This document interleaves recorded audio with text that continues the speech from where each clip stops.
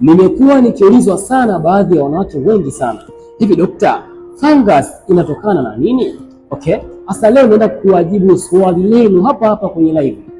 Okay, fungus huaga inatokana na mfumo wa maisha ambao tuliokuwa nao, hasa suruali. Unakuta mwanamke anavaa suruali inabana hadi sehemu nyeti, inabana hadi uke. Sasa unavaa suruali ambayo inayobana uke, unategemea kupata majibu gani?